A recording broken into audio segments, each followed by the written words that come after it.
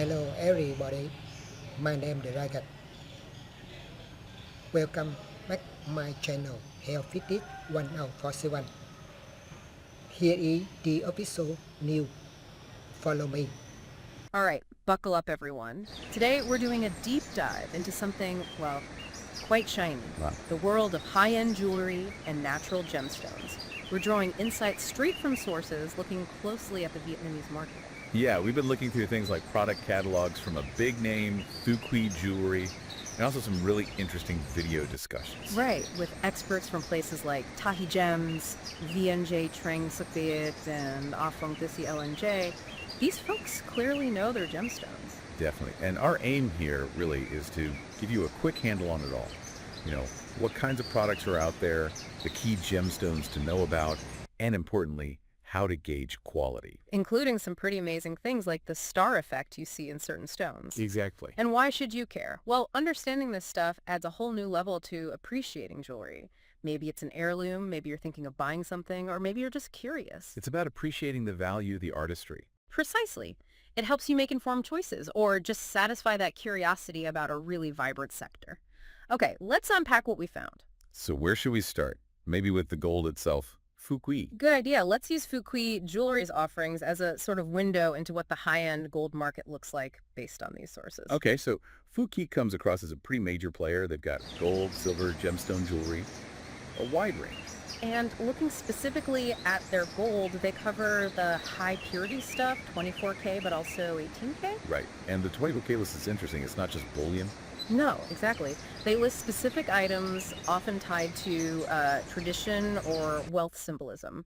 Things like 24K Vang Phu Qui 24K products. Like the Tun Tai Phu Qui figures, the god of wealth. Yeah, those. And Phu Qui Cat Tune items, which means auspiciousness, often in a specific way, Wan Chi. They even have bigger gold statues, Tun Vang Phu Qui up to 10. Tenja, wow. That's significant. And listing things like the god of wealth or the traditional 24K wedding kin, those rigid necklaces and rings. It tells you something, doesn't it? It really does. It shows that high purity gold in this context isn't just about personal bling. It's deeply woven into cultural practices, you know, gifting, marking, big life events. Absolutely. It highlights the reason behind the purchase, often beyond just aesthetics. Mm-hmm.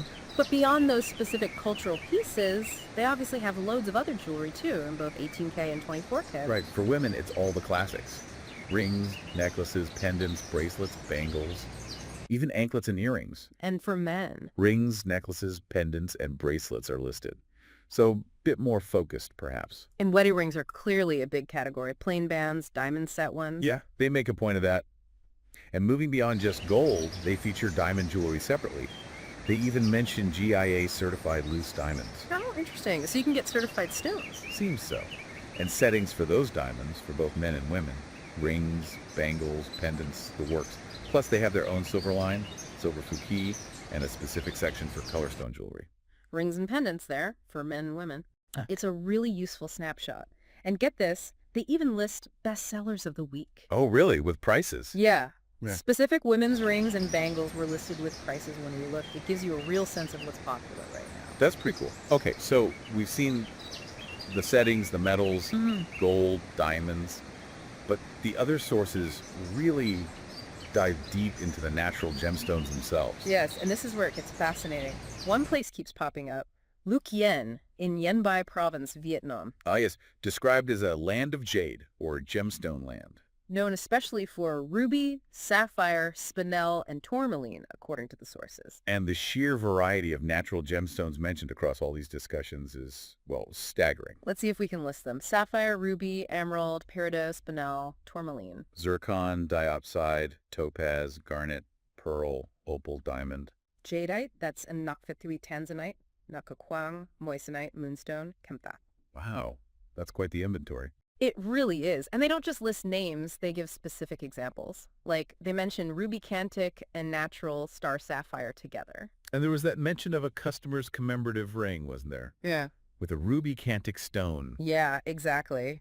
They showed finished pieces, too, like rings with star black sapphire or earrings with yellow sapphire. Spinel got quite a bit of attention, particularly pink spinel. Why spinel? What's special about it? Well, they talked about its intense sparkle, its fire, an lurat, they called it. Strong fire. Yeah, apparently partly due to its clarity. It's almost glass-like luster. Sak thatin allows light to really bounce around inside. They also mentioned it's good for feng shui because it's so bright. Interesting. And the VNJ source, they showed examples too, right? Emerald rings, ruby earrings. Blue sapphire rings as well. Yeah. And within the garnet family, because garnet isn't just one thing, they specifically highlighted mandarin garnet and demantoid garnet. Those sound exotic. They're definitely notable types.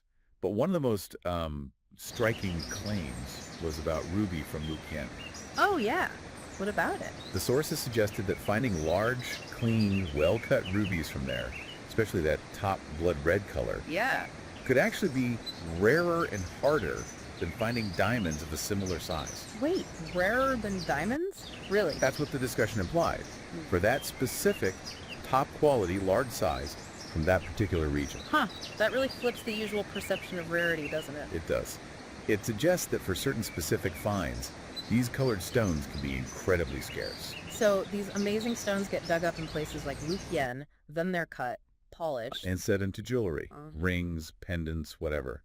Sometimes using different metals for the setting itself, like silver plated with white gold was mentioned. Okay, now let's talk about one of the coolest things that star effect. Hai Ung Sao. Ah, yes. The asterism. You see it in stones like star sapphire, star ruby. It's visually quite stunning. It really is. How does that even happen? A star in a stone? It's all natural. It's about tiny, needle-like inclusions inside the crystal, often minerals like rutile. Needles, like little threads. Exactly. And they have to be aligned in a very specific way within the stone's crystal structure. When light hits these perfectly aligned needles, Boom, a star appears. pretty much, the light reflects off them, creating that star pattern you see floating on the surface. So it's like nature's tiny built-in mirrors all lined up? That's a good way to think about it. And the sources describe different types. The most common is the six-ray star, six-can. Right, the classic look. Central point, 6 rays. But they also talked about a 12-ray star, 12-can. 12, how does that work? 2 stars on top of each other? Essentially, yeah. They described it as 2 six-ray systems originating from the exact same center point. So 2 sets of aligned needles creating 2 overlapping stars. Okay, that's complex. And then there was the double star or star cluster, Saukep. Right. That's where you might see 2 distinct star patterns near each other. Not necessarily from the same center. They called it like a mother and child star sometimes. Or maybe it's just a less organized pattern. Could be. They mentioned it could result from maybe 3 axes of inclusions, leading to a messier look. And how clear or bright that star is must depend on things. Oh, absolutely. The sources mentioned the stone's internal structure, something about strong titanium light on Titan Man, likely referring to how reflective those inclusions are. And the cut, I imagine. Crucial. The cutter has to orient the stone perfectly so the star appears properly on the top. And of course, the light source you're using to view it matters too. And they said even rough stones from Luqian can show this star potential before cutting. Yeah, they noted that potential can be visible even in the rough state. That's amazing. Did they give any tips on telling natural stars from synthetic ones? They did offer one observation that natural star rays tend to be straight, while synthetic ones might look curved. Might look curved. Yeah, but they definitely stress getting an expert opinion for real identification. It's not always straightforward. Good advice. Okay, moving from these cool effects to something really practical.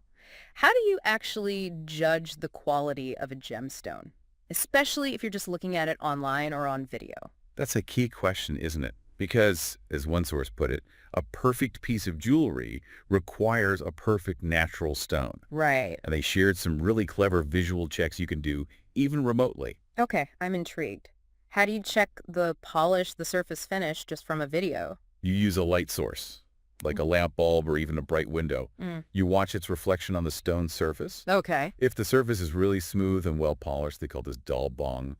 A round light source should reflect back as a sharp, clear, perfectly round circle. Ah, I see. So if the reflection is fuzzy or distorted? Then the polish isn't perfect, the surface isn't perfectly smooth. That's smart, like using the light as a diagnostic tool. Exactly. And you use the same basic idea to check the overall shape and symmetry of the cut. How does that work for shape? Well, again, look at the reflection of that round light source.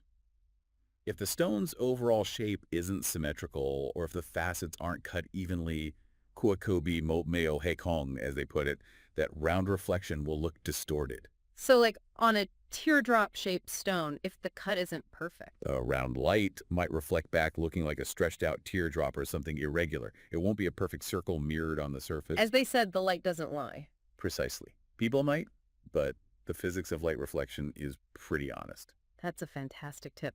What about stuff inside the stone? Inclusions. Aren't those usually bad? Well, yes and no. Inclusions are natural. Sometimes they're just part of the stone's character. The sources mention things like the lines or patterns gunden in iridescent stones like shako. Okay. If the cutter works with them skillfully, they can even be seen as artistic ongut. The really important note, though, is that these inclusions should be internal. Dangam trongda. Meaning they shouldn't break the surface? Exactly. Especially not on the top facet, the table. That could affect the polish, the durability, everything. Right, that makes sense. And they also talked again about things like fire or sparkle on Leah. Yeah, just reminding us that different stones like that spinel we mentioned or iridescent stones have their own unique visual properties based on how they interact with light. It's not all just about clarity. Not at all. And interestingly, as a kind of quality guarantee, one source mentioned that sellers might offer lifetime maintenance for their stones or jewelry. Ooh, that's a nice touch. Shows confidence. It does. Okay, so wrapping things up for today's deep dive, we've really journeyed through the sparkling world of Vietnamese jewelry and gems. We have. Right. Starting with the range of gold products from a brand like Phu Qui, seeing how it reflects both market trends and deep cultural significance. Then we explored that huge variety of natural gemstones, many sourced locally in Vietnam, places like Luc Yen. Just the sheer diversity is impressive. And we got into the science behind that beautiful star effect, asterism in stones like sapphire and ruby, understanding what actually causes it, Right, the different types, 6-ray, 12-ray. and those practical tips. Using light reflections to judge polish and symmetry, even checking inclusions remotely. Really useful takeaways from the experts. Definitely. It all adds another layer of appreciation, doesn't it? Whether you're looking at a family piece, thinking about buying something new, or just admiring the incredible combination of nature's art and human skill. It really makes you look closer. It does. So here's a final thought to chew on. We heard from the sources that a top-quality natural ruby from a place like Luc Yen might be rarer, harder to find than a comparable diamond. If that's the case, what does it tell us about how we usually perceive value and rarity when it comes to the world's most famous gems? Something to think about next time you see something sparkly.